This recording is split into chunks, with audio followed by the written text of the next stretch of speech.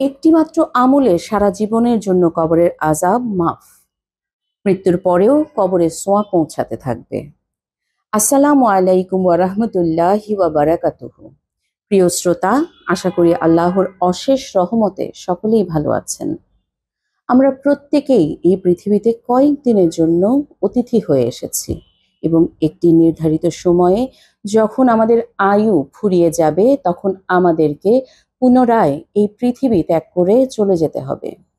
মহান রব্বুল আলামিন জিন এবং মানব জাতিকে সৃষ্টি করেছেন শুধুমাত্র আল্লাহ তাআলার ইবাদতের জন্য।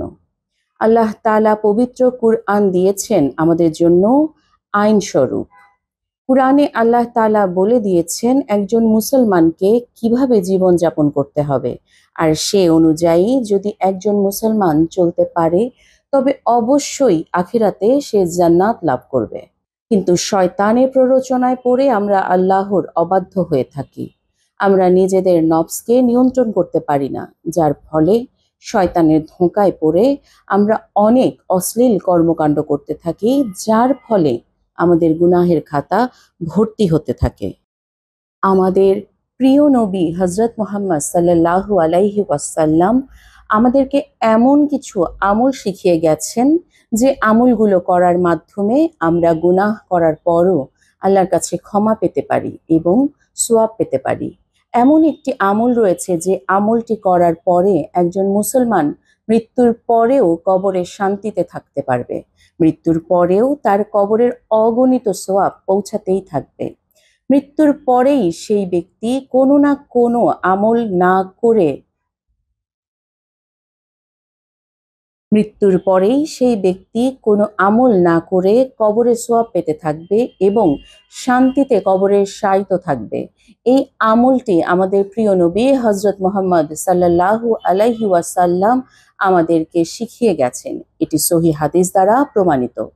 এই আমলটি যদি কোনো মুসলমান ব্যক্তি জীবিত থাকা অবস্থায় একবার করতে পারে তাহলে মৃত্যুর পরে এই আমলের ফলাফল তিনি ভোগ করতে থাকবেন। তিনি কবরের শান্তিতে থাকবেন, জান্নাতের বাগানের ছোঁয়া পাবেন। আর সেই মহামূল্যবান আমলটি হলো সাদকায়ে জারিয়া। এখন নিশ্চয়ই আপনার মনে প্রশ্ন জাগতে পারে, সাদাকায়ে জারিয়া কি? সাদাকায়ে জারিয়া আরবি শব্দ। সাদাকা শব্দের অর্থ দান করা এবং জারিয়া অর্থ প্রবাহমান, সদাস্থায়ী প্রভৃতি।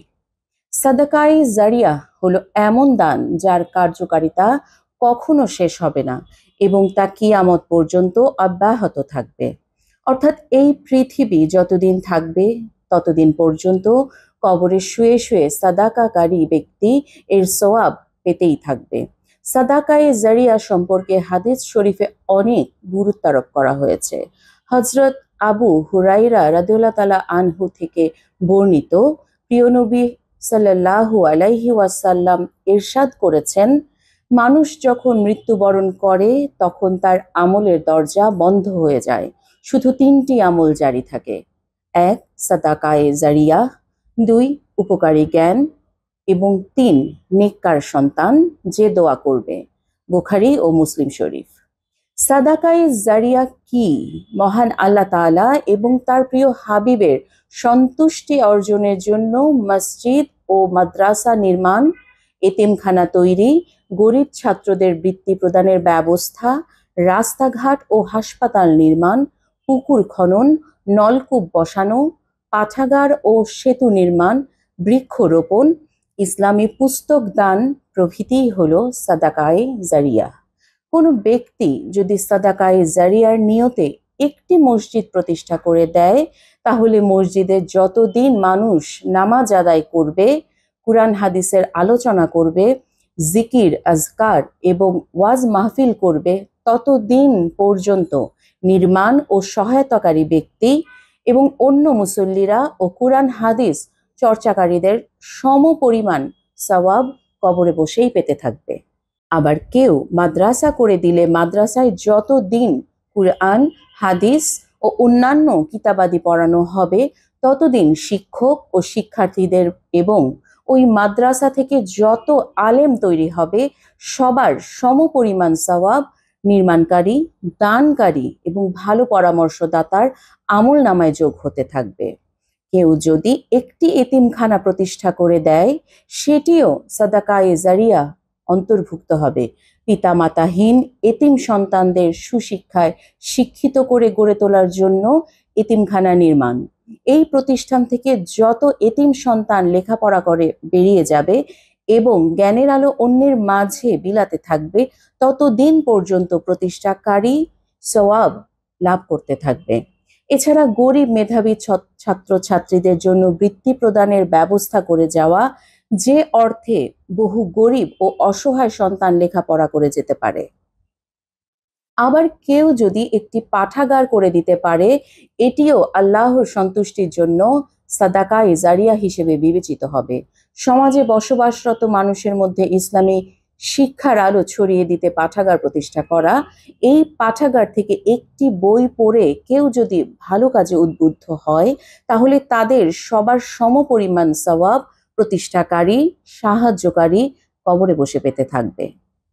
হাসপাতাল প্রতিষ্ঠাও সাদাকায়ে জারিয়া। মানব সেবায় হাসপাতাল প্রতিষ্ঠা সর্বোত্তম কাজ। মানুষ এখান থেকে সেবা পায়, রোগ মুক্তি ও মানুষের দীর্ঘদিনের কষ্ট লাঘবের ব্যবস্থা করা হয়। যতদিন এখানে মানব সেবার কাজ চলতে থাকবে, ততদিন পর্যন্ত প্রতিষ্ঠাতা এর সওয়াব কবরে বসে পাবেন। রাস্তাঘাট নির্মাণ ও এই দানের অন্তর্ভুক্ত। রাস্তাঘাট নির্মাণ একটি জনকল্যাণ কাজ। যতদিন পর্যন্ত এই রাস্তা দিয়ে যত মানুষ, পশু পাখি, জীবজন্তু চলাচল করবে, ততদিন পর্যন্ত নির্মাতার আমল নামায় এর সওয়াব পৌঁছাতেই থাকবে। মানুষের কল্যাণে এবং আল্লাহর সন্তুষ্টির উদ্দেশ্যে পুকুর খনন এবং নলকূপ বসানো সাদাকায়ে জারিয়া। পুকুর খনন ও নলকূপ বসানো মানুষের মঙ্গলার্থে। পুকুর খনন ও নলকূপ বসানোর মাধ্যমে এর থেকে যত মানুষ পানি পান করবে, তার সওয়াব মালিক লাভ করবে। আপনার যদি মসজিদ, মাদ্রাসা, রাস্তাঘাট কিংবা নলকূপ খনন করে দেওয়ার মতো সামর্থ্য না থাকে, তাহলে আপনি চাইলে একেবারে ছোট্ট দানটি করতে পারেন, আর সেটি হলো একটি বৃক্ষরোপণ। আপনার যদি মসজিদ, মাদ্রাসা, রাস্তাঘাট কিংবা নলকূপ খনন করে দেওয়ার মতো সামর্থ্য না থাকে, তাহলে আপনি চাইলে একেবারে ছোট্ট দানটি করতে পারেন, আর সেটি হলো একটি বৃক্ষরোপণ করা। যতদিন পর্যন্ত মানুষ, পশু পাখি আপনার লাগানো গাছের ফল খাবে, ছায়ার নিচে বসে শরীর জুড়াবে, ততদিন আপনি রোপণকারী হিসেবে সওয়াব পাবেন, এমনকি আপনার মৃত্যুর পরও।